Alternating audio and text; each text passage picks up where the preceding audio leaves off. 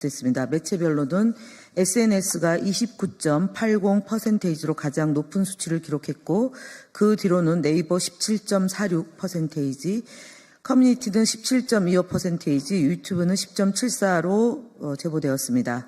어제 있었던 주요 제보 내용을 말씀드리겠습니다. 이재명 후보에 대한 신변 위협 글이 지속해서 유포되고 있습니다.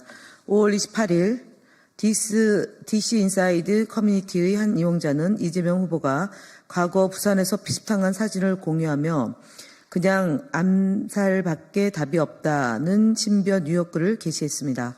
엄정 대처할 계획임을 말씀드립니다. 선거방송심의위원회 불공정 편파 심의에 대한 깊은 유감을 표합니다. 어제 5월 28일 제4차 21대 대통령 선거방송심의위원회가 열렸습니다. 어제 심의 안건으로는 총 8건의 상정이 되었으며 더불어민주당의 심의 안건 5건의 안건도 포함되었습니다. 그러나 민주당이 심의 신청한 건은 문제없음 거의 유사한 안건으로 올라온 다른 사항에 대해서는 권고로 결론이 났습니다.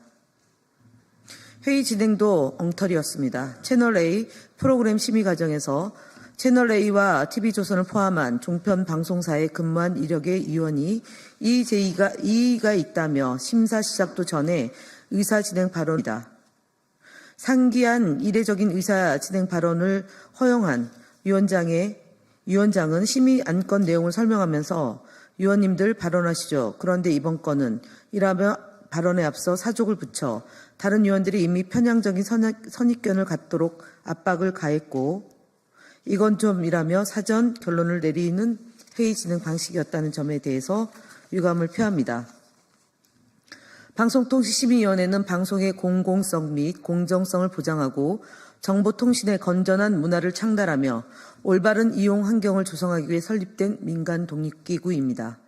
선거방송심의위원회 또한 방송심의위원회의 결을 같이 하는 독자적인 위원회입니다. 유림 위원장이 윤석열 정권에 아부하느냐고 바빴습니다. 자신에 대한 의혹의 진상이 밝혀지기 시작하자 주랭랑을 쳤습니다. 한균태 위원장 역시 유일임 위원장의 전철을 밟지 않기를 다시 한번 경고합니다. 더 퍼블릭의 불공정 보도에 대해 인터넷 선거보도심의위원회 심의 신청하였습니다. 선거 기간 중에 언론의 중립성은 유권자들에게 막대한 영향을 미치는 만큼 매우 중요합니다. 더 퍼블릭 28일자 보도는 이러한 중립성을 심각하게 훼손했습니다. 기사에서는 쟁점에 관한 다양한 의견이 존재함에도 캡처해 일방적으로 인용 보도했습니다. 이에 인터넷 선거보도심의위원회에 심의를 신청하였으며 앞으로도 유사한 편향 보도에 대해서는 지속적으로 모니터링하고 대응해 나가겠습니다. 이봉규 TV, 전강훈 TV, 후랭이 TV 등 유튜브 보고입니다. 이봉규 TV는 이재명 후보가 미국의 적국인 북한에 800만 달러를 직접 송금했다는 사실과 다른 주장을 마치 사실인 것처럼 단정적으로 방송하였습니다. 또한 도를 넘은 인격 모독 발언을 반복하고 있습니다. 이에 중앙선거관리위원회 신고 조치를 완료했습니다. 또한 호랭이 TV는 인공지능 기술을 악용한 딥페이크 썸네일을 통해 체계적인 흑색 선전을 벌이고 있는 것이 확인되었습니다. 저희는 5월 한 달간 호랭이 TV에 게시된 총 116건 영상을 모니터링하였으며 이 중 28개의 컨텐츠에서 이재명 후보를 악마 파괴자 등으로 묘사하거나 건물을 파괴하는 장면, 동물 캐릭터와 결합한 조롱 이미지 등을 사용해 유권자에게 혐오감을 조성한 사례를 확인하였습니다. 이는 명백히 공직선거법 제82조 2 딥페이크 영상을 이용한 선거운동 금지 조항을 위반한 것으로 가짜뉴스 대응단은 해당 채널의 전체 영상 목록과 위반 증거를 취합하여 중앙선거관리위원회에 정식 신고하였습니다. 개혁신당 이준석 대선 후보의 거짓말 시리즈 9번째 개혁신당 이준석 대선 후보의 거짓말 시리즈 9번째 말씀드리겠습니다.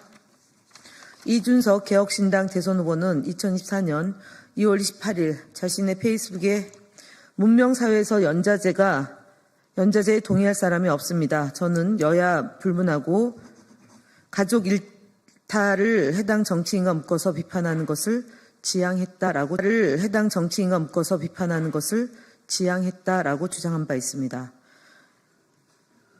그런데 이준석 후보는 지난 TV토론 생중계에서 차마 입에 담기 어려운 저속한 표현을 혐오 저질성 발언, 허위 조작된 내용을 전 국민에게 전파했습니다.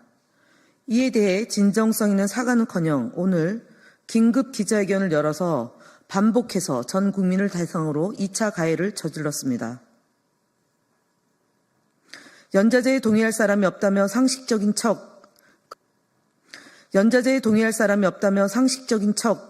글을 올리고 이준석 후보가 직시해야 된다는 점을 다시 한번 말씀드립니다. 국민의힘 거짓말 시리즈 115번째입니다. 국민의힘이 5월 29일 하민경 대변인 논평을 통해서 민주당의 대법관 증언 관련 공약을 비난했습니다. 이재명 후보의 거짓말과 말바꾸기를 아들 민주당이 따라 배우기라도 한 것입니까? 저질 논평입니다. 대법관 증언은 이재명 총통 시대와 괴물 독재 국가의 출발점이라고 주장했습니다. 괴물 독재 국가는 윤석열 정권입니다. 국민의힘은 사전투표가 시작된 날까지 네거티브 거짓말로 일관하고 있습니다. 대법관 증언은 상고심에 대한 국민의 신뢰도를 제고할 수 있는 방안입니다. 하루에도 수많은 송사가 진행되는데 14명으로 진행하는 것은 턱없이 부족합니다. 정원 확대를 통해 국민이 신속하게 재판을 받을 수 있는 권리를 보장할 필요가 있습니다. 사법부 내에서도 이미 증언 논의가 진행된 사안입니다. 대법관 증언이라는 방향 말고도 심사숙고해야 될 세부 사항이 있기 때문에 개별 의원의 법안 발의는 철회했습니다. 국민의힘은 전후 맥락을 자른 채 거짓말이라고 진실을 호도합니다. 멈추시길 바랍니다. 거짓말 정권, 거짓말 정당은 바로 국민의힘입니다. 이상 마치겠습니다.